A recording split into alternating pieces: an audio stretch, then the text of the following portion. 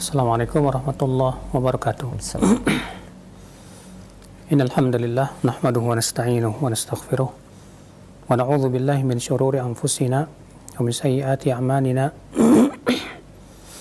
Man yahdihillahu fala mudilla lahu wa man yudlil fala hadiya lahu. Wa asyhadu an la ilaha illallah wahdahu la syarika lahu wa asyhadu anna Muhammadan abduhu wa rasuluh. Qala Allah ta'ala fi kitabihil karim, ya ayyuhalladzina amanu taqullaha haqqa tuqatih wa la tamutunna illa wa antum muslimun. Amma ba'd.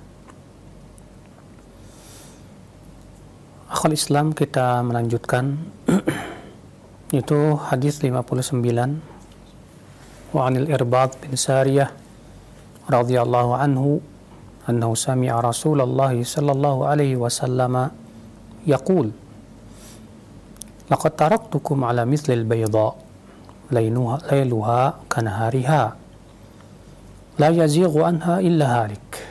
Rawahu Ibnu Abi Asim fi kitab sunnah bi isnadin hasan. Dari Al-Irbad bin Sariyah, semoga Allah meridainya, bahwa ia mendengar Rasulullah SAW bersabda, sungguh aku telah meninggalkan kalian di atas sesuatu seperti putih bersih.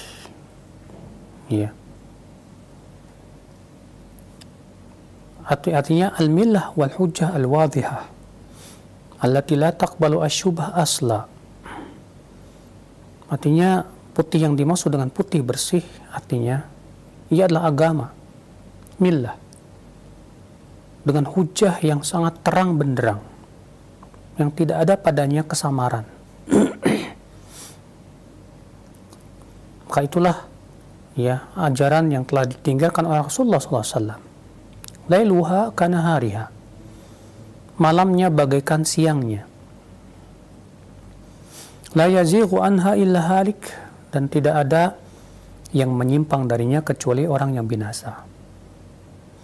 Di sini Nabi Shallallahu Alaihi Wasallam menjelaskan bahwa Rasulullah SAW telah meninggalkan kita di atas sesuatu yang putih bersih, ya masih murni, di atas hujah-hujah yang ya terang benderang dan tidak ada padanya kesamaran.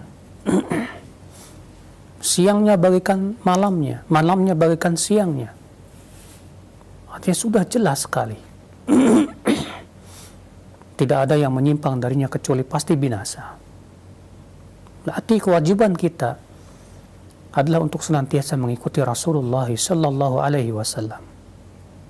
Karena Rasulullah sudah meninggalkan kita di atas mahajjah bayda, hujah yang sangat terang. Sehingga kita tidak butuh lagi kepada hujah-hujah yang lain. Kita tidak membutuhkan lagi, saudaraku sekalian, kepada filsafat manusia. Kita tidak membutuhkan, ya akhi, kepada ucapan-ucapan ya orang-orang barat sana, kepada ya para ahli-ahli kimia dan yang lainnya dalam masalah kebaikan dan keburukan. Demikian pula dalam masalah agama, din. Karena agama ini sudah lengkap, akhi. Sudah sempurna. Karena agama kita ini sudah lengkap, sudah sempurna. Ya, kita cukupkan dengan ya yang ditinggalkan oleh Rasulullah SAW berupa Al-Quran, berupa hadis Nabi SAW. Ya. Maka siapa yang tidak merasa cukup dengan Al-Quran dan hadis dan apa yang dipahami oleh para sahabat, dan merasa cukup dengan akal-akal manusia, dengan pendapat-pendapat manusia, pastilah ya akhi, mereka akan tersesat jalan. Sebagaimana kita lihat nasibnya para ahli kalam, yang mereka ya lebih senang berbicara tentang agama dengan akal semata. Ya. Sehingga akhirnya apa yang terjadi? Mereka lebih mendewakan akalnya, lalu memahami Al-Quran dan hadis sesuai dengan dan dipaksakan sesuai dengan akal-akal mereka. Wallah, ini adalah merupakan kebatilan, ya akhi. Akal memang Allah ciptakan untuk manusia, tapi bukan untuk mengotak-ngatik dalil. Akal dijadikan oleh Allah untuk memahami dalil. Ya. Bukan untuk menentang dalil. Bukan untuk menjadikan akal lebih tinggi daripada dalil, bukan. Maka kewajiban kita, sekali lagi, jangan mendahului Allah dan Rasul-Nya. Allah mengatakan, Ya ayyuhalladzina amanu, la tuqaddimu baina yadayillahi wa rasulih. Wahai orang-orang yang beriman, jangan kalian mendahului Allah dan Rasul-Nya. Kita tidak boleh mendahului Allah dan Rasul-Nya. Kemudian beliau membawakan hadis yang ke-60. Wa an Amr bin Zurarah qala waqafa alayya Abdullah yani Ibnu Mas'ud wa ana aqus. Wa qala ya Amr laqad ibtada'ta bid'atan dhalalah. Aw innaka la ahda min Muhammadin wa ashabihi. Falaqad ra'aituhum tafarraqu anni hatta ra'aitu makani ma fi ahadun. Rawahu Tabrani fil Kabir bi isnadaini ahadihima sahih. Suatu ketika Amr bin Zurarah berkata, suatu ketika aku sedang berkisah, ya, dan banyak yang mendengarkan.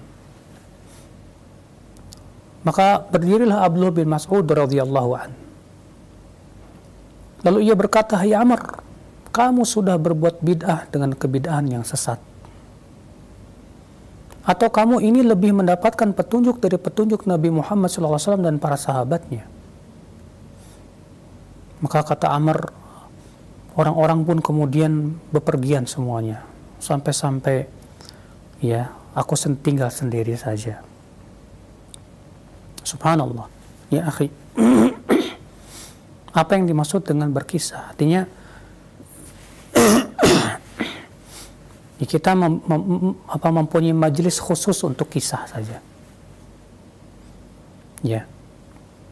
Dan berkisah itu, ya akhi, bukanlah, ya, atau menjadi tukang berkisah, tukang kisah, bukanlah perbuatan para nabi. Para nabi bukan tukang kisah, bukan tukang cerita.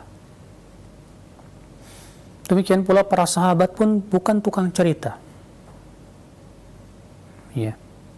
Dan disebutkan dalam hadis Nabi SAW, la yaqus, tidak boleh ada yang bercerita, ya, berkisah-kisah, kecuali penguasa atau naibnya atau orang yang sombong. Maksudnya bagaimana? Disebutkan dalam sebuah riwayat bahwa ada seorang tabi'in berkata kepada Umar bin Khattab, "Wahai Umar, bolehkah aku berkisah?" Kata Umar, "Aku khawatir kalau kamu berkisah, lalu orang-orang banyak berkumpul di majelis kamu.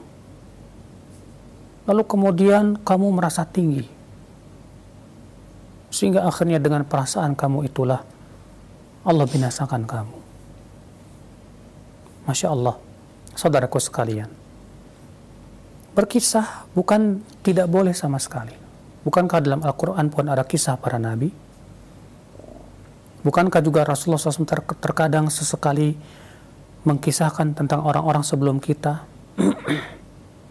Ya. Namun, yang tidak dibenarkan adalah seseorang memposisikan dirinya sebagai tukang kisah. Isinya hanya berkisah. Karena orang yang kalau hanya sebatas cerita, ini akal Islam biasanya akan menjerumuskan kepada apa? Ya, membuat cerita-cerita yang tidak benar. Sebagaimana kita lihat di zaman sekarang, ya. Orang akhirnya membuka cerita-cerita yang ternyata isinya dusta. Atau, ya, dan yang namanya manusia paling suka kepada cerita dan kisah. Manusia kalau mendengar kisah-kisah cerita itu pasti akan banyak senang, berkumpul akhirnya. Akibatnya apa yang terjadi, saudaraku sekalian? Mereka lebih menyukai majelis cerita daripada majelis ilmu. Makanya ini termasuk apa? Termasuk saddud dzariyah. Menutup pintu yang akan bisa menjerumuskan kepada perkara yang tidak benar. Ya, karena jiwa manusia lebih condong kepada kisah, kepada cerita, apalagi kalau misalnya yang membawakan cerita itu membawakannya dengan sesuatu yang membuat kita asyik dengannya. Ya.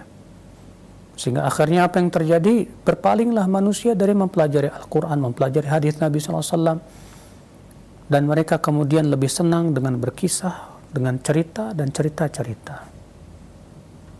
Ya.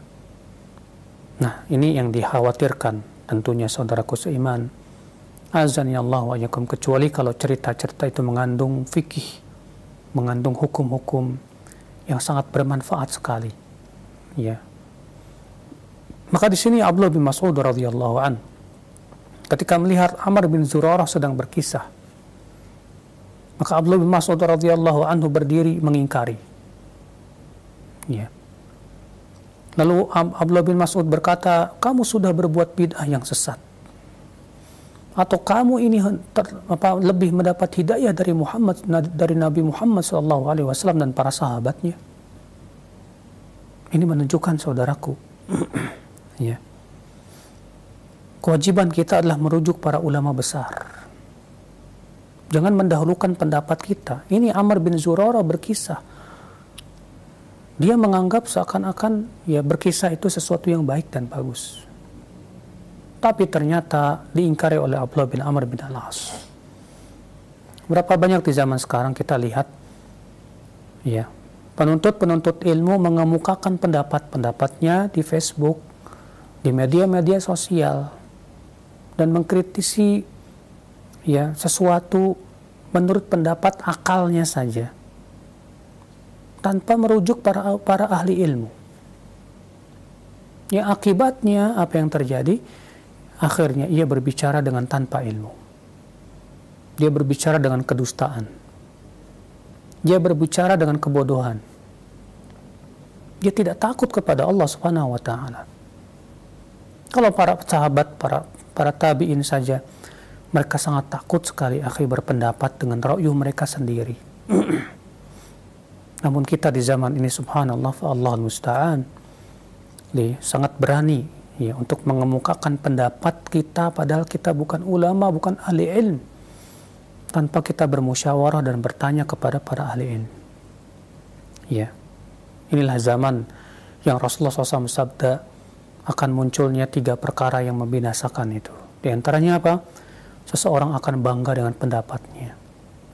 Ya. Maka ini menunjukkan juga seorang ahli ilmu hendaklah mengingkari seorang penuntut ilmu yang melakukan perbuatan yang menyimpang dari manhaj yang hak. Ini dia Abdullah bin Mas'ud radhiyallahu an.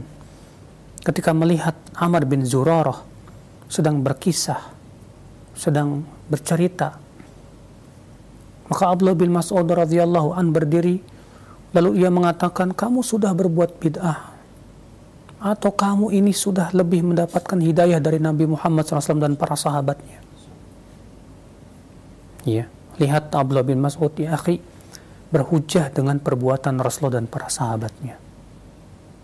Berarti itu menunjukkan, jadikan Rasulullah dan pemahaman para sahabat sebagai parameter kita dalam menilai berbagai macam pemahaman-pemahaman. Ya. Abdullah bin Mas'ud mengingkari Amr bin Zurarah yang sedang bercerita. Kenapa? Karena Nabi Muhammad SAW tidak pernah menjadi tukang cerita. Bahkan sudah kita sampaikan hadisnya dari Rasulullah SAW tadi. Para sahabat pun juga tidak pernah ada satupun yang menjadi tukang cerita. Tidak Abu Bakar, tidak Umar, tidak Uthman, tidak Ali. Tidak pula para sahabat Rasulullah SAW yang lainnya. Ya. Ternyata ini Amr bin Zurarah, ia bercerita dan memposisikan diri sebagai tukang cerita. Maka kemudian Abdullah bin Mas'ud radhiyallahu an mengingkarinya dengan hujjah bahwasanya Nabi Muhammad SAW dan para sahabatnya tidak melakukan itu. Ya. Hadis ini dikeluarkan oleh At-Tabrani dengan 2 sanad, salah satunya sahih. Ya. Kita masuk ke bab yang baru, at-targhib fil bada'ati bil khair liyustanna bih. Wat-tarhibu minal bada'ati bisyarr khaufa an yustanna bih. Anjuran untuk memulai perbuatan yang baik agar diikuti oleh manusia,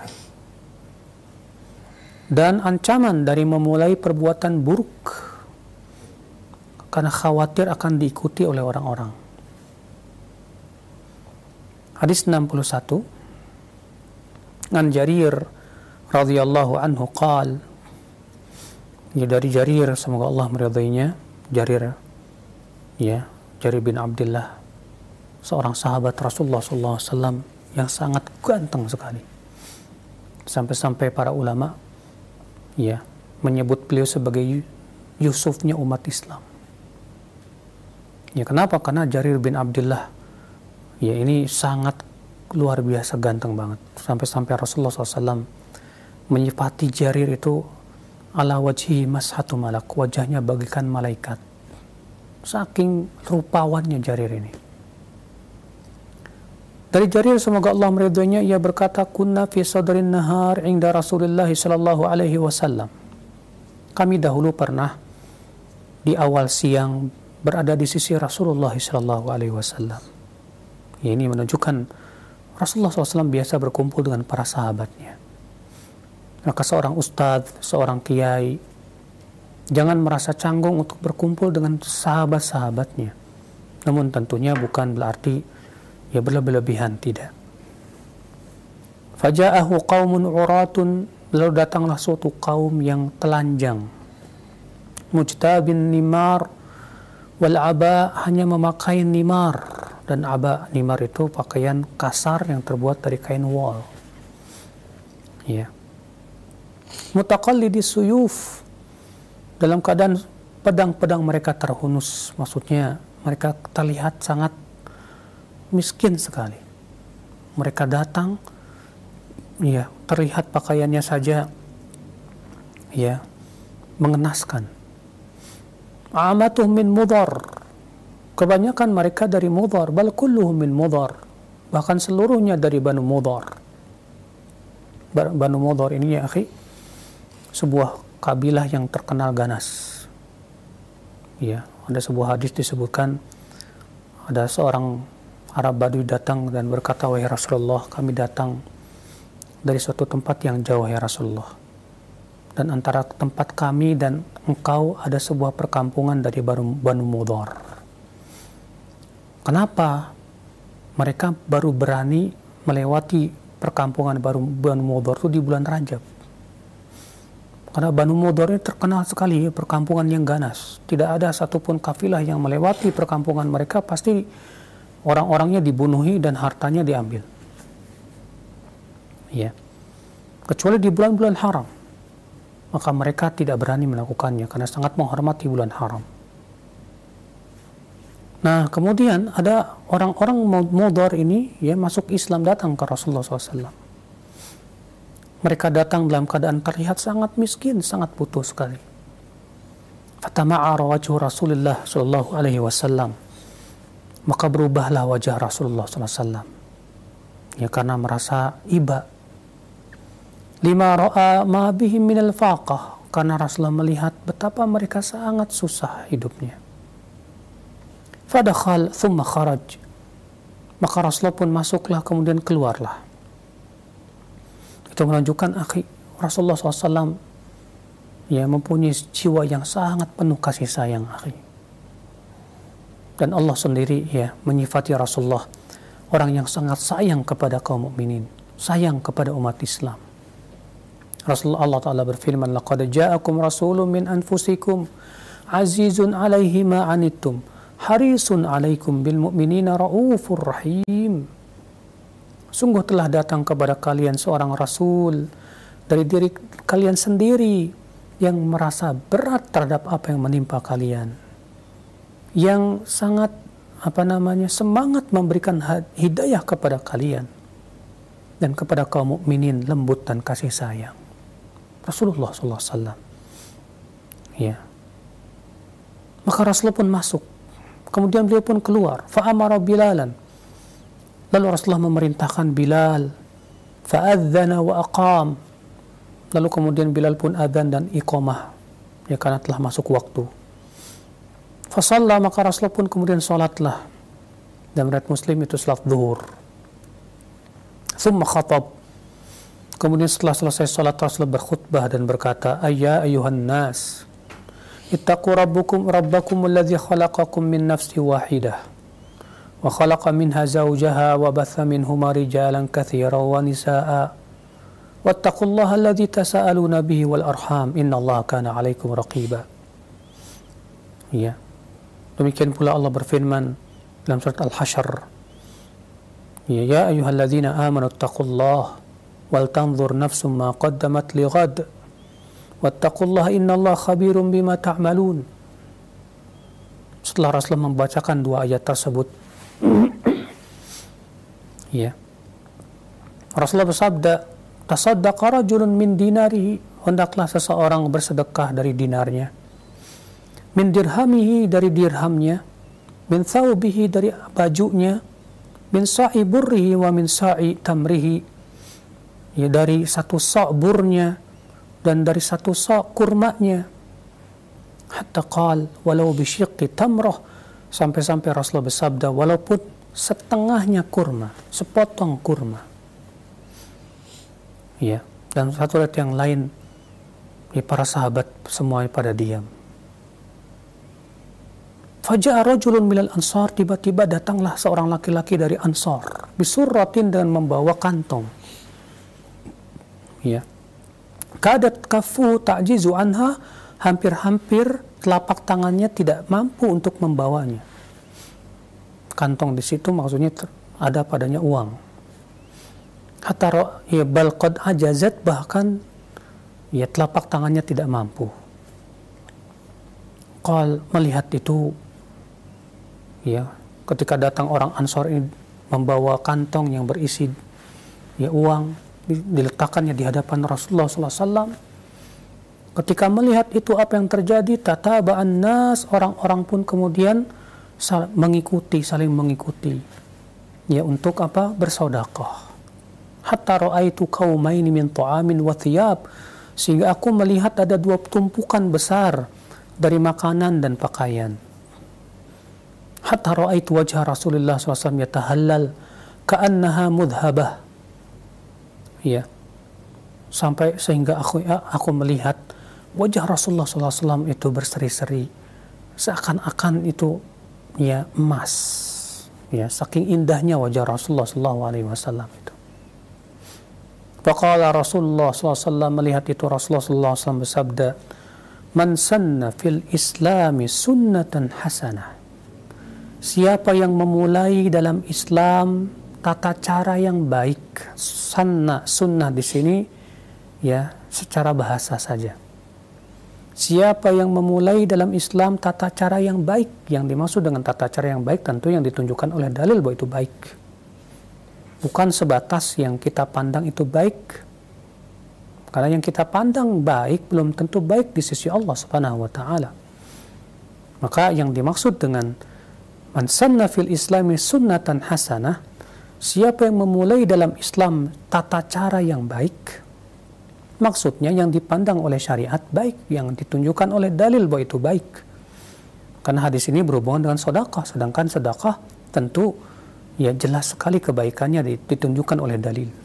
Bukan hadis ini menunjukkan kita membuat-buat suatu ibadah yang tidak pernah dicontohkan oleh Rasulullah SAW. Bukan, tidak mendukung kepada pendapat seperti itu. Karena mereka yang mengatakan adanya bid'ah hasanah berhujah dengan hadis ini, akhi. Ya, padahal hadis ini berhubungan dengan sedekah, dan sedekah sama sekali bukan bid'ah. Ya. Maka yang dimaksud dalam hadis man sanna fil islami sunnatan hasanah, siapa yang memulai dalam Islam sebuah sunnah hasanah, yaitu tata cara yang baik, yaitu yang ditunjukkan oleh dalil bahwa itu adalah perkara yang baik. Ya. Falahu ajruha wa ajru man amila biha min ba'dih, maka ia mendapatkan pahalanya dan pahala orang-orang yang mengamalkannya setelahnya, min ghairi an yunqasa min ujurihim syai', tanpa pahala-pahala mereka dikurangi sedikit pun juga. Sebaliknya, wa man sanna fil islami sunnatan sayyi'ah, siapa yang memulai dalam Islam sebuah tata cara yang buruk, yaitu yang ditunjukkan keburukannya oleh dalil syariat. Iya. Seperti misalnya orang yang memulai di suatu kampung, misalnya dia yang memulai perbuatan riba. Gara-gara itu kemudian orang-orang pada makan riba, maka dia akan menanggung dosanya dan dosa orang-orang yang mengikutinya. Kana alaihi wizruha wa wizru man amila biha min ghairi an yanqusa min auzarihim syai'un. Maka ia mendapatkan dosanya dan dosa yang mengamalkannya tanpa mengurangi dosa mereka sedikit pun juga. Lihatlah saudaraku seiman. Iya. Nabi sallallahu alaihi wasallam ketika melihat kaum Bani Mudhar yang datang dalam keadaan sangat mengenaskan sekali, Rasulullah sallallahu alaihi wasallam segera menyuruh para sahabat untuk sedekah, minta kepada para sahabat untuk bersedekah. Maka kita pun ketika melihat ada saudara kita sesama muslim yang susah hidupnya, segeralah kita minta datang kepada orang kaya untuk membantu dia. Ya, seperti ini tidak apa-apa ya akhi. Ini termasuk ad-dal alal khair kafa'ilih. Orang yang menunjukkan orang lain kepada kebaikan itu sama dengan ia melakukannya. Maka ketika kita menunjukkan orang-orang kaya kepada kebaikan yang mereka bisa berlomba-lomba padanya, kita mendapatkan juga pahala yang sama. Alhamdulillah. Maka Rasulullah sallallahu alaihi wasallam, ya karena kasih sayang beliau yang luar biasa, segeralah setelah selesai sholat, Rasulullah sallallahu alaihi wasallam menganjurkan para sahabatnya untuk bersedekah. Tapi ternyata para sahabat diam saja. Tiba-tiba datanglah orang Ansar membawa satu kantong uang. Ya. Melihat itu orang-orang akhirnya mengikuti semuanya itu. Ini menunjukkan akhi, ya, hendaklah kita berusaha menjadi orang yang memulai berbuat kebaikan. Kalau kita misalnya, jadi kita sedang berkumpul sama teman-teman, kita lihat teman-teman pada lalai semua, ya, mereka jauh dari berzikir kepada Allah. Maka kita kemudian yang memulai untuk berzikir kepada Allah Subhanahu wa taala. Ya, daripada kita ngomong yang enggak, mendingan kita bicara tentang ilmu saja. Akhirnya dengan seperti itu teman-teman kita akhirnya mau berbicara tentang kebaikan. Subhanallah ya akhi, kita mendapatkan kebaikan dan pahala dari mereka juga. Orang tua ketika mengajarkan anaknya akhi,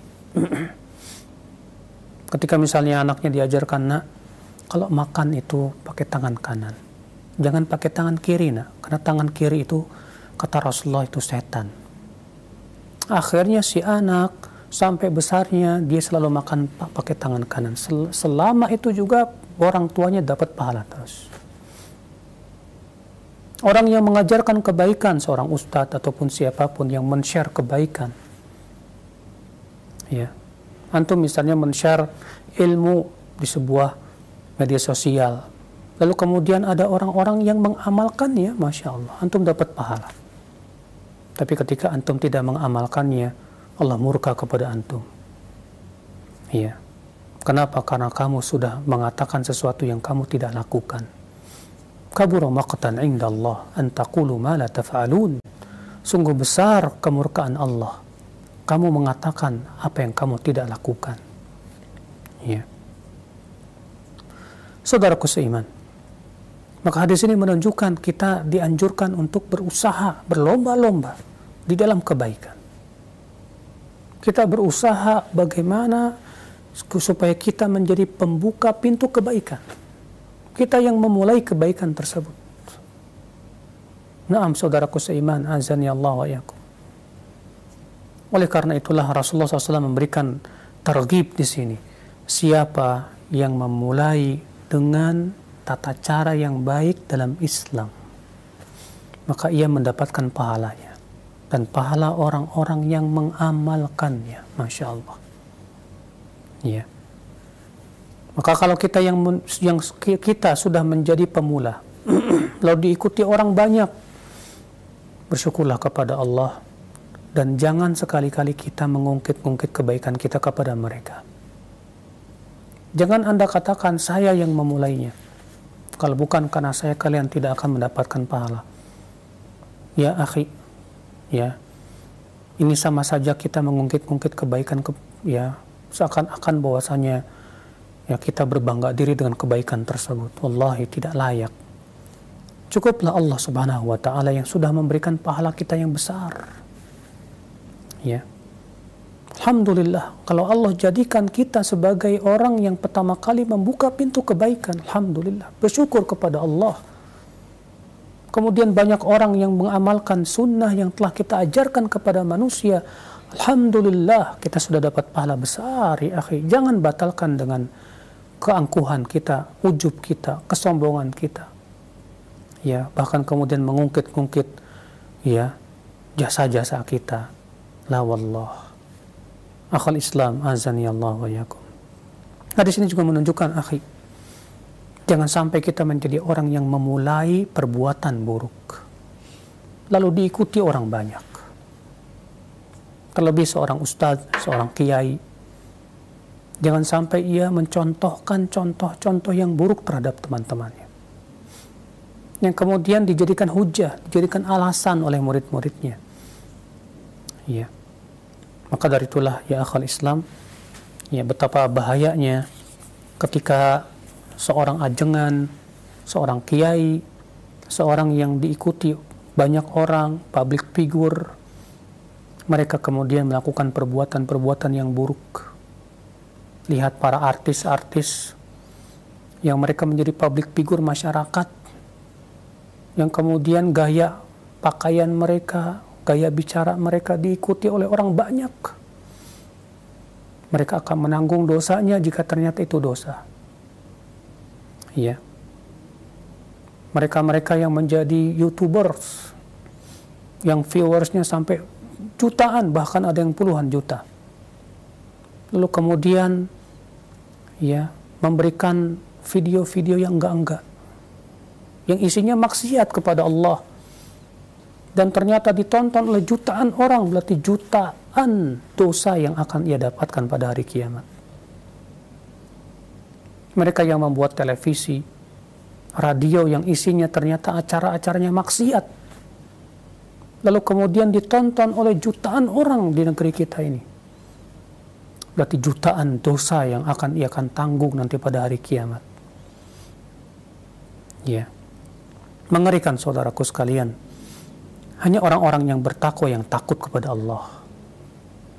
Ya, adapun mereka yang tidak takut kepada Allah, tidak takut akan menanggung dosa manusia sebanyak itu pada hari kiamat, mereka kelak akan melihat balasannya yang mengerikan. A'udzubillah. Nasallallahu salamata wal afiyah. Semoga kita diberikan oleh Allah Subhanahu wa taala hidayah, ya akhir Islam. Wallahu alam, segera cukup. Demikian, wabillahi taufik. Jazakallah khair, barakallahu fiik para ustaz yang sudah membacakan hadis-hadis dari kitab Sahih Targhib wa Tarhib, dan penjelasannya mudah-mudahan menjadi ilmu yang bermanfaat untuk kita semua. Baik, untuk selanjutnya kami buka sesi interaktif, sesi soal jawab bagi Anda para pemirsa ataupun pendengar yang ingin mengirimkan pertanyaannya. Baik, yang pertama Ustaz, ada pertanyaan dari hamba Allah, tidak sebutkan tempatnya. Assalamualaikum warahmatullahi wabarakatuh. Ya Ustaz, dahulu orang-orang tua kita jika sedang berkumpul dengan anak-anaknya dan para cucunya menjelang waktu istirahat tidur, pada saat-saat seperti itu orang tua kita mendongeng bercerita tentang kisah-kisah binatang. Dalam dalam kisah tersebut berniat orang tua hanya sekedar cerita, tetapi dalam ada kebaikan yang sifatnya mendidik yang bisa diambil. Bagaimana hukumnya Ustaz bila kita selaku orang tua sering berkisah dengan niat seperti itu, yang umumnya anak-anak itu tertarik dengan cara-cara di atas? Mohon penjelasannya. Pertama, orang tua hendaklah mendidik dengan ilmu, bukan hanya sebatas menurut pendapatnya itu baik. Karena saudaraku seiman, para sahabat pun punya anak-anak. Adakah satupun sahabat yang kalau menidurkan anak-anak itu dengan cara berkisah dengan kisah-kisah yang tidak ada faktanya? Adakah tabi'in yang melakukan perbuatan seperti itu? Bukankah yang lebih baik ya ketika anak hendak tidur kita ajarkan doa untuk tidur? Kalaupun kita mau membawakan kisah, coba bawakan kisah-kisah para ulama yang menyebabkan mereka cinta kepada para ulama. Bawakan kisah para rasul, para nabi yang menyebabkan mereka cinta kepada para rasul dan nabi. Daripada bercerita tentang si kancil, daripada bercerita tentang sesuatu yang horor, menakutkan, menakut-nakuti anak-anak bahkan terkadang. Allah itu nggak ada manfaatnya. Lebih baik ia ceritakan tentang ya kisah orang-orang yang luar biasa dalam ilmu dan amal, yang menyebabkan si anak tersebut mencintai para ulama, mencintai orang-orang saleh, mencintai para nabi dan rasul, sehingga ia mengidolakan mereka. Sebab kalau si anak ini sudah mengidolakan para ulama, dia akan cinta kepada ilmu. Kalau seorang anak sudah mengidolakan orang-orang saleh, dia akan cinta kepada amal saleh. Tapi kalau yang diceritakan tentang binatang, apa yang bisa dijadikan anak tersebut? Si kancil menculik ke ketimun, akhirnya udah gedenya jadi koruptor. Ya, Allahul musta'an. Nah, baik, ya, syukur atas jawabannya. Demikian untuk yang bertanya. Dan selanjutnya ada pertanyaan kembali, Ustaz. Ya Ustaz, benarkah dalam masalah fikih itu luas perselisihannya? Contoh, ketika ada larangan, maka jika dicari pembolehannya, maka akan ada saja ulama yang membolehkannya. Seperti halnya misalkan larangan jual beli kucing yang ada hadisnya. Tapi jika dicari pembolehannya, maka ternyata ada ulama yang membolehkannya. Dan juga contoh-contoh yang lainnya. Nah, bagaimana cara orang awam Ustaz seperti kami untuk memilahnya? Karena dalam hal ini juga kadang membingungkan. Nah. Pertama, yang harus kita pahami bahwa perkara yang sudah menjadi ijma ulama itu jauh lebih banyak daripada yang masih diperselisihkan. Yang kedua, yang harus diketahui bahwa tidak setiap perselisihan itu bisa kita terima. Kalau ternyata perselisihan itu bertabrakan dengan ijma atau bertabrakan dengan nas yang sahih dan sharih, ya, tidak mansukh dan tidak bertabrakan dengan hadis yang lain, maka pendapat yang menyelisih ini batil. Contoh misalnya, Abu Hanifah membolehkan arak bila tidak terbuat dari anggur. Maka pendapat ini diingkari oleh para ulama karena apa? Bertabrakan dengan hadis yang sahih dan sharih, tidak mansukh dan tidak ada mu'aridnya. Itu hadis Nabi SAW, kullu muskirin khamrun, setiap yang memabukkan itu adalah arak. Ya. Namun apabila perselisihan itu sama-sama kuat hadisnya, dalilnya, dan tata cara pemahamannya bisa diterima secara kaidah-kaidah syariat, di mana tidak ada nas yang sharih dalam masalah itu, sehingga diperbolehkan padanya untuk berijtihad, maka ini disebut dengan masalah-masalah ijtihadiyah. Maka pada saat itu kewajiban kita mengeluarkan seluruh kemampuan kita untuk melihat mana yang paling kuat, yang lebih mendekati dalil. Ya. Kemudian kita rajihkan tanpa menyesatkan yang lainnya. Tanpa juga kita memaksakan pendapat kita kepada orang lain. Ini khusus masalah ijtihadiyah, akhi, yang tidak ada nas yang sharih. Ya. Terjadinya ikhtilaf para ulama banyak faktor. Syekhul Islam Taimiyah rahimahullah, ya, ketika membicarakan tentang sebab-sebab munculnya perselisihan, beliau menyebutkan sekitar 10 sebab. Di antaranya, terkadang satu ulama sampai kepadanya hadis, ulama yang satu belum sampai kepadanya hadis. Sehingga yang satu berijtihad dengan ijtihadnya lalu salah. Yang satu berhujjah dengan dalil yang sahih. Ya.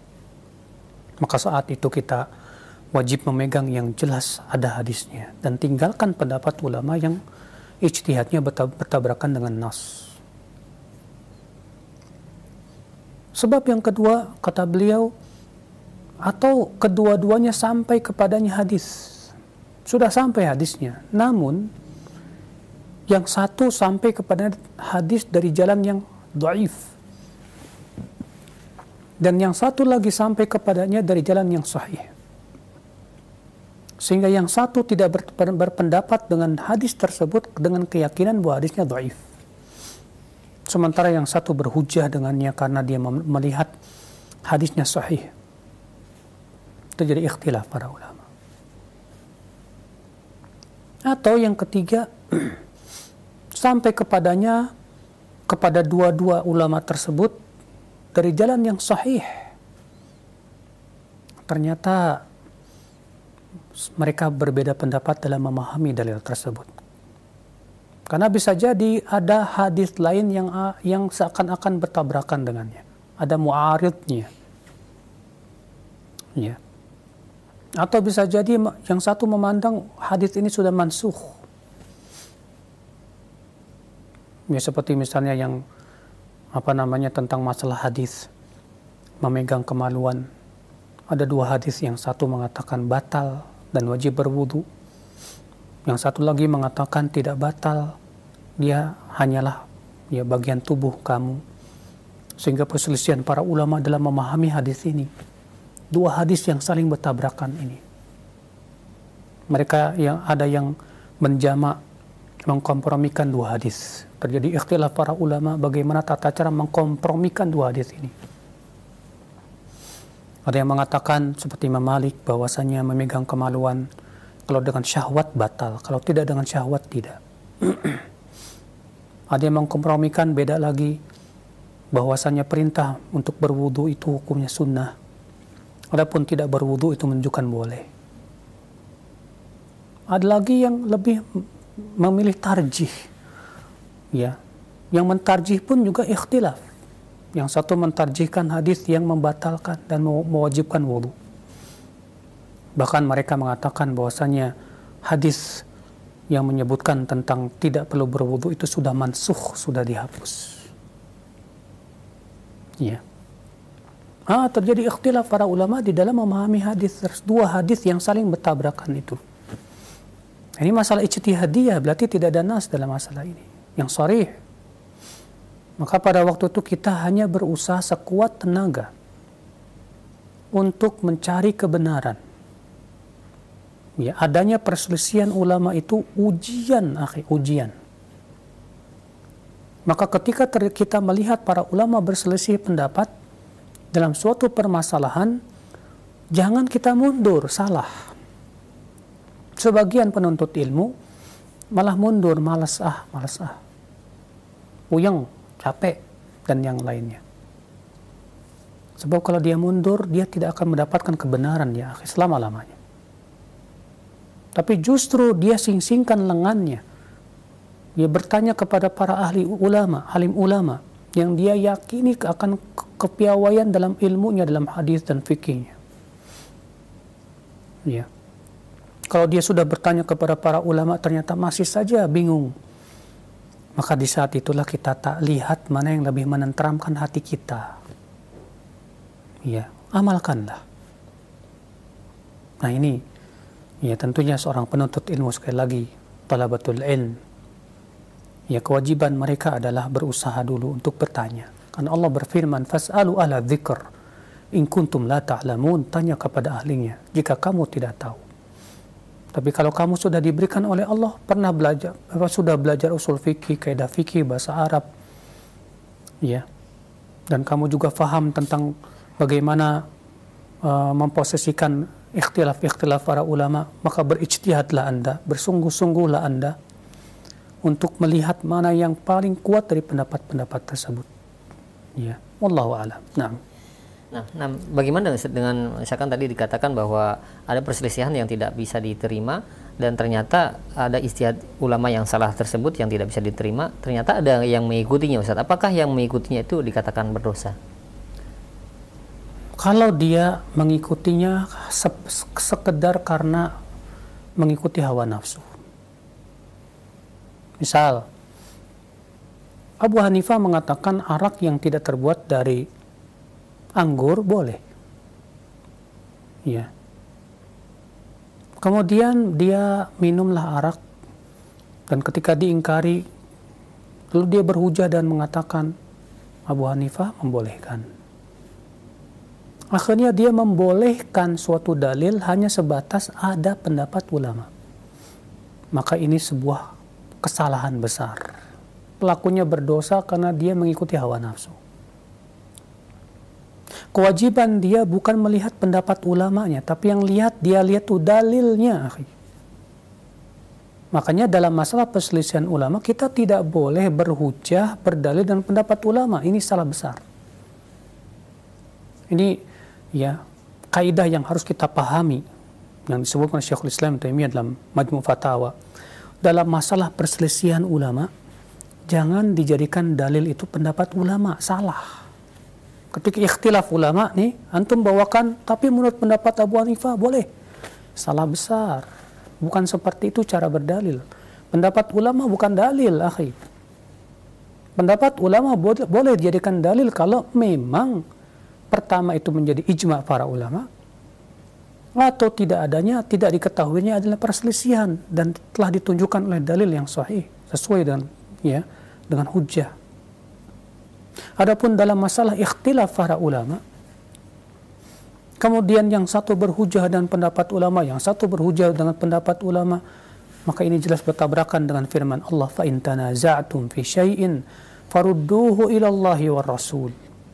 Jika kalian berselisih pada suatu permasalahan, maka kembalikan kepada Allah dan Rasulnya. Kepada Allah yaitu kitabullah, Al-Quran, dan kepada Rasulnya itu hadis Nabi SAW. Maka ketika Anda saya merajihkan pendapat madhab Hanafi dalam masalah ini, apa hujah Anda? Apa dalil Anda? Kalau Anda berkata saya merajihkan pendapat madhab Hanafi, ya karena saya Hanafi madhab. Wah, ini salah besar, akhi. Itu namanya fanatik. Anda fanatik kepada pendapat manusia. Apakah Imam Abu Hanifah itu nabi? Bukan. Imam Abu Hanifah itu manusia. Imam Abu Hanifah pernah berkata kepada muridnya yang bernama Abu Yusuf. Apa kata beliau, kata Abu Hanifah? Ya Aba Yusuf, wahai Abu Yusuf, jangan kamu catat semua yang aku ucapkan. Karena aku ini manusia, kata Abu Hanifah. Karena bisa jadi hari ini aku berkata A, besok aku sudah berubah pendapatku. Sampai begitu Abu Hanifah radhiyallahu an, ya rahimahullah. Maka kalau kamu merajihkan pendapat hanya karena kamu menisbatkan diri kepada madhabnya tersebut, ini namanya fanatisme yang tercela, akhi. Tapi ketika kamu merajihkan suatu pendapat karena adanya dalil dan hujjah, karena kamu melihat ada dalilnya ini, saya merajihkan pendapat madhab Syafi'i ini karena hujahnya saya melihat kuat sekali. Dalil-dalilnya begini, nggak masalah, silakan. Sehingga yang Anda jadikan sandaran itu bukan madhabnya, tapi yang Anda sandarkan, kamu jadikan sandaran itu dalilnya dari Al-Quran dan hadis Nabi Shallallahu Alaihi Wasallam. Ya, wallahu a'lam. Nah, insyaallah syukran jazakallahu khair atas jawaban dan penjelasannya, sangat bermanfaat sekali, mudah-mudahan menjadi ilmu bagi kita semua. Dan selanjutnya kami beralih di layanan telepon. Silahkan bagi Anda yang ingin bertanya, mungkin sudah ada yang masuk. Assalamualaikum. Waalaikumsalam warahmatullahi wabarakatuh. Dengan siapa, di mana Bapak? Dengan Kadan dari Cianjur. Silahkan Pak Kadan. Ya, assalamualaikum Ustaz. Waalaikumsalam. Barakallahu fiik. Saya ingin bertanya tentang fikih Ustaz. Jadi ketika saya atau kita menemukan imam sedang ruku di dalam sholat, jadi apakah kita harus bersedekap dulu sebelum meruku setelah takbiratul ihram, Ustaz? Baik. Terus apakah menuju ruku itu harus takbir lagi setelah takbiratul ihram, Ustaz? Iya. Baik. Assalamualaikum warahmatullahi wabarakatuh. Waalaikumsalam warahmatullahi wabarakatuh. Waalaikumsalam warahmatullahi wabarakatuh. Apakah ketika imam ruku kita ketika masuk sedekap dulu Allahu Akbar baru kemudian ruku, ataukah kita langsung takbiratul ihram saja lalu kemudian ruku? Iya, saya lebih condong kepada pendapat yang kedua, karena saya belum mendapatkan satupun dalil bahwa Rasulullah mengajarkan kalau kita masuk kalau kita mendapatkan imam sedang ruku atau sujud, kita suruh sedekap dulu baru kemudian sujud. Yang saya dapatkan dalil Rasulullah menyuruh ketika kita masbuk untuk mengikuti dalam keadaan imam apapun juga.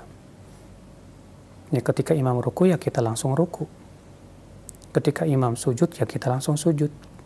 Nah, ketika kita takbir Allahu Akbar, niatkan takbir itu sebagai takbiratul ihram, lalu kemudian kita langsung sujud. Kalau kita langsung ruku, dan ini pendapat yang saya tahu dirojikan oleh Syekh Fauzan rahimahullah, hafizahullah, wallahu a'lam. Nah. Iya, nah baik, syukran jazakallahu khair. Demikian ya untuk Pak Kadan yang berada di Cianjur. Dan selanjutnya masih kami berikan kesempatan untuk Anda yang bertanya di line telepon kembali, silakan. Kami tunggu. Halo. Assalamualaikum warahmatullahi wabarakatuh. Waalaikumsalam warahmatullahi wabarakatuh. Dengan siapa di mana? Dengan hamba Allah di Arteris. Silakan. Ya, terima kasih. Begini Ustadz, bagaimanakah kita bersikap terhadap seorang Ustadz Sunnah yang melakukan beberapa kali kemaksiatan? Walaupun dia seorang Ustadz, akan tetapi karena dia telah berbuat maksiat, kita merasa seolah-olah ada perasaan benci terhadap dia. Nah, bagaimanakah kita menyikapinya? Maksiat itu, Bu. Halo, Ibu. Halo, Bu. Ya. Maksiat yang dilakukan Ustadz ini, apakah terang-terangan di depan orang, ataukah kebetulan ibu yang melihatnya? Tidak terang-terangan. Boleh dikatakan orang umum sudah mengetahui apa yang dia berbuat maksiat itu. Enggak, dia lakukannya secara umum, secara terang-terangan, atau dia sendirian lalu disebarkan orang? Memang kita mendengarnya di berita. Ya, Ibu berarti mendengar kabar ya, tidak melihat secara langsung. Dia itu di penjara. Akan tetapi masih menyampaikan setelah keluar dari penjara, masih mengeluarkan pengajian. Bagaimana kita bersikap terhadap Ustaz seperti ini? Iya. Assalamualaikum warahmatullahi wabarakatuh. Waalaikumsalam warahmatullahi wabarakatuh. Dia di penjara karena maksiatnya. Kemudian dia keluar dari penjara, dia tetap mengajar. Kita lihat, dia taubat nggak? Kalau dia memang bertaubat dengan taubat yang nasuh, dia memohon ampun kepada Allah Subhanahu wa taala, maka ya, dan dia pun tidak mengulangi maksiatnya tersebut, ya Allah Maha Pengampun. Ya, kalau memang ternyata dia memperbaiki diri, memperbaiki akhlaknya dan yang lainnya, dan menjauhi maksiatnya, maka pada waktu itu ambillah ilmu darinya. Tapi kalau ternyata dia tidak bertaubat, dia malah kembali mengulanginya, ya, maka jangan ambil ilmu darinya. Ya, kenapa? Karena dia adalah orang fasik. Seorang ustadz yang fasik, dalam periwayatan ilmu hadis saja seorang perawi yang fasik tidak boleh diambil ilmunya. Ya, Allahu a'lam. Nah. Iya, baik, syukran jazakallahu khair. Demikian ya untuk Ibu yang bertanya. Dan selanjutnya masih yang ketiga, kami berikan kesempatan untuk Anda yang bertanya langsung kembali di layanan telepon. Halo. Halo. Nah, Assalamualaikum. Waalaikumsalam. Dengan siapa di mana, Bapak? Dari Pak Eko Manak Bengkulu. Silahkan Pak Eko di Bengkulu. Jadi gini Ustaz, tadi kan saya membaca bahwasanya Ustaz sedang membacakan apa namanya itu ancaman orang yang meninggalkan sunnah dan ancaman orang yang meninggalkan bid'ah. Yang akan saya tanya ini masalah pelaksanaan sholat awabin itu ada sunnah tuh. Sholat awabin maksudnya yang mana, Pak? Ya, sholat awabin itu kan saya pernah baca yang dilakukan oleh kawan-kawan saya itu dari hadis Bukhari, mengatakan bahwa saya apabila melaksanakan sholat 6 rakaat sesudah maghrib itu akan mendapatkan pahala sama dengan ibadah 12 tahun. Baik, Pak. Baik, cukup Pak ya, Pak Eko. Ditunggu jawaban. Itu, Ustaz, ya, terima kasih. Assalamualaikum. Waalaikumsalam. Waalaikumsalam warahmatullahi wabarakatuh. Ya, salat tentang hadis salat awabin 6 rakaat antara maghrib dan isya. Itu pernah kita jelaskan hadisnya sangat lemah. Hadisnya dhaif jiddan. Ya, tidak bisa dijadikan hujjah dan tidak ada dalam Sahih Bukhari. Ya, dusta orang yang mengatakan bahwa hadisnya ada dalam Sahih Bukhari. Yang ada sebuah riwayat yang dihasankan oleh Syekh Albani rahimahullah, yaitu sholat antara maghrib dan isya tanpa ada batasan waktu. Nah, tanpa ada batasan rakaat maksudnya. Ya, bukan dalam sebuah riwayat ya bahwa Rasulullah SAW sholat antara maghrib dan isya, namun tidak ada disebutkan batasan rakaatnya berapa. Dan dalam sebuah riwayat juga Anas bin Malik ketika menafsirkan firman Allah Subhanahu wa taala, kanu qalilan minal laili ma yahja'un, mereka dahulu sedikit sekali tidurnya di waktu malam. Kata Anas, artinya mereka sholat antara maghrib dan isya. Itu menunjukkan bahwa kebiasaan Rasulullah dan para sahabatnya, mereka menggunakan waktu antara maghrib dan isya untuk memperbanyak sholat sunnah. Ya, Allahu a'lam. Nah. Baik, syukran jazakallahu khair atas jawabannya. Demikian untuk Bapak Eko yang berada di Bengkulu. 3 pertanyaan sudah kami terima di layanan telepon dan selanjutnya kami beralih kembali di layanan pesan singkat. Baik, ya, kami ajukan pertanyaan mengenai infak, Ustadz. Ya Ustadz, bagaimana sikap yang terbaik ketika melihat orang-orang kaya yang menjadi donatur suatu yayasan atau banyak memberikan hartanya kepada seorang ahli ilmu, tapi akhirnya kadang ikut campur dalam mengatur yayasan tersebut atau mengatur dakwah. Nah, bagaimana sikap yang terbaik, Ustaz? Sikap yang terbaik adalah ya, pertama, yayasan tersebut atau ustadz yang dikasih tersebut kalau ternyata merasa diatur, lihat dia mengatur itu isinya kebaikan atau bukan. Kalau orang kaya yang sudah banyak memberikan bantuan ini misalnya, ya, memberikan usulan begini dan begitu, kalau bisa begini dan begitu, kita lihat. Karena dia ini namanya pendapat. Ya, pendapat seseorang tidak bisa ditolak langsung dan jangan juga diterima langsung. Tapi lihat kalau memang ternyata itu pertama pendapat tersebut tidak bertabrakan dengan kitabullah dan sunnah Rasulullah SAW.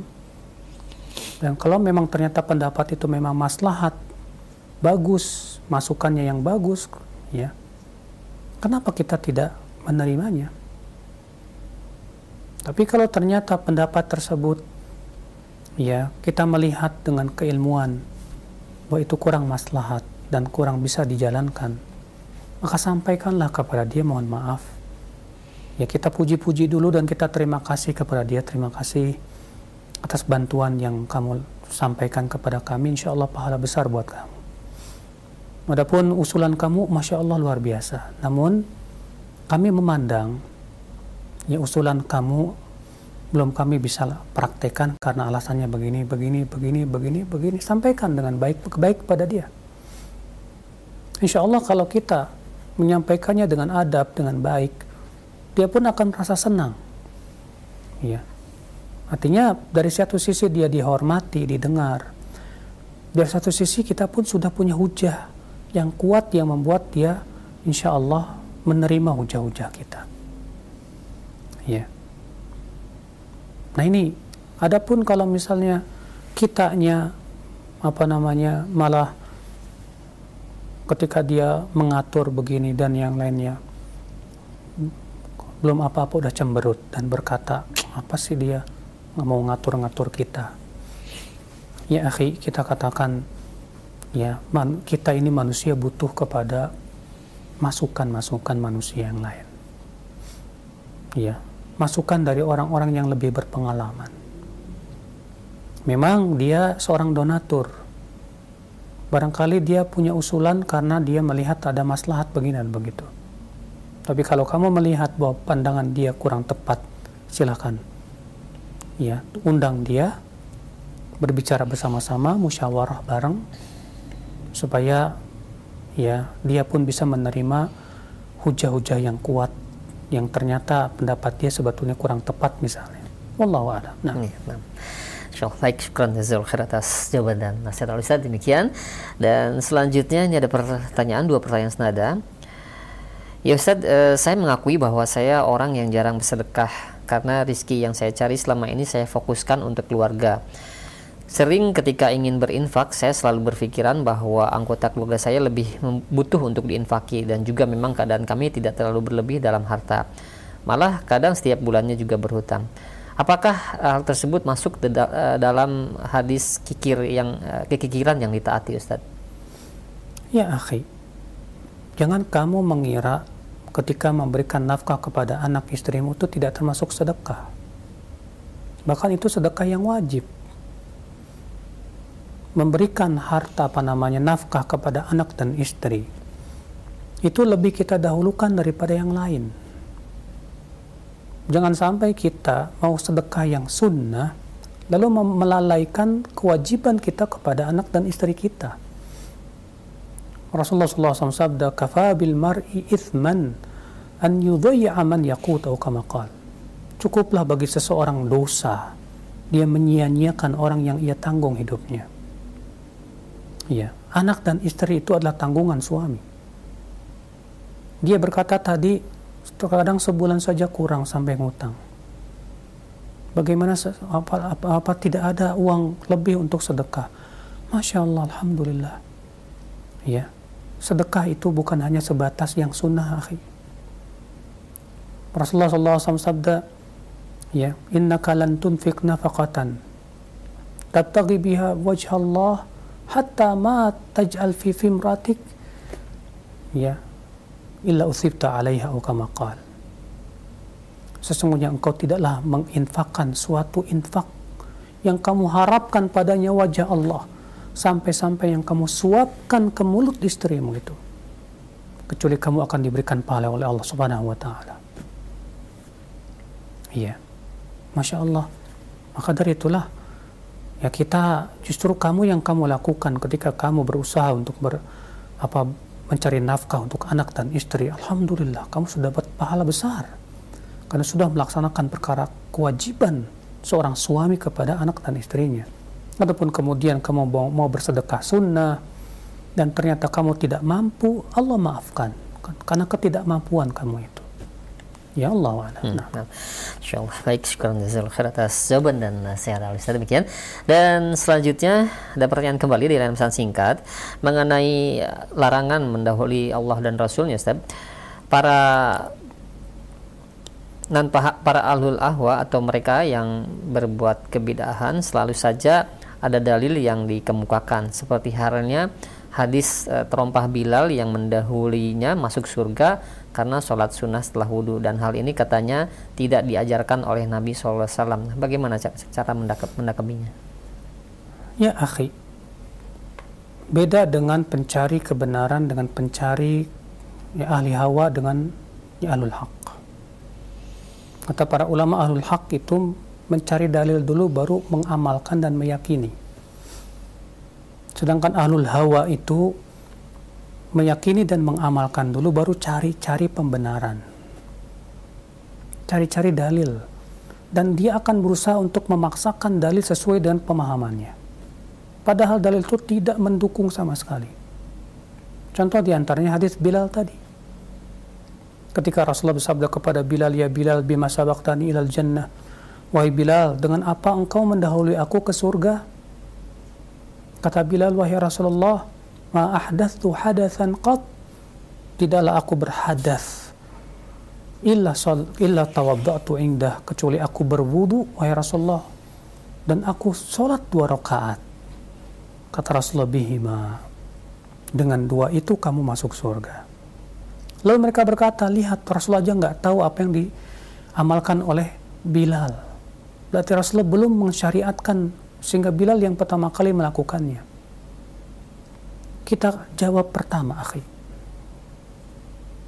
jangan samakan zaman Rasul dengan zaman sekarang.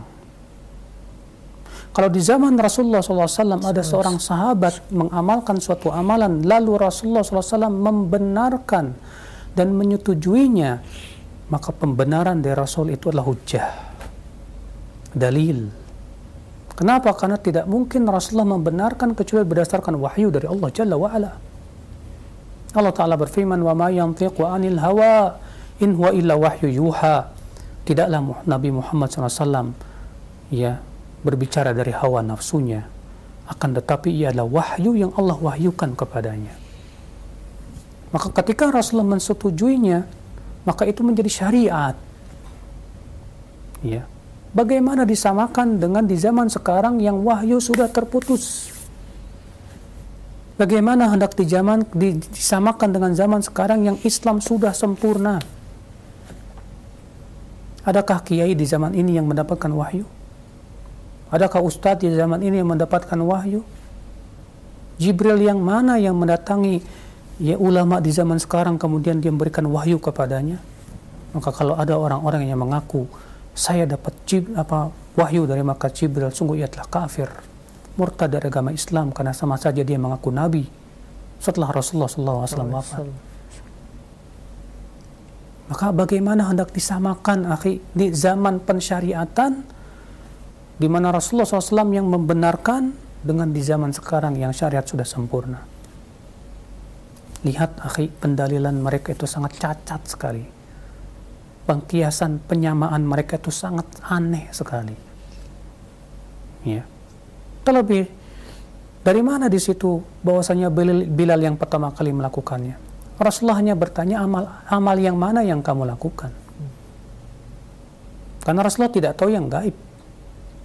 Rasulullah tidak tahu apa amalan yang selama ini Bilal lakukan terus-menerus. Ya.